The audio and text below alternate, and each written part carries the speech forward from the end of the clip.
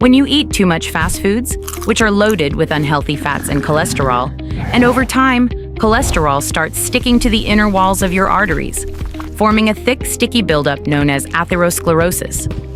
A blood clot can completely block the already narrow artery. Blood flow stops instantly. Within minutes, heart muscle cells begin to die due to lack of oxygen. That's when the intense, crushing chest pain hits. This is a heart attack. To save the heart, doctors act fast. They insert a thin, flexible catheter into the blocked artery.